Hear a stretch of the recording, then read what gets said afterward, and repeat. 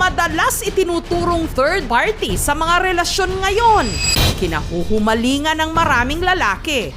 Kaya naman ang kanilang mga misis o nobya, malimit ito ang pinagseselosan.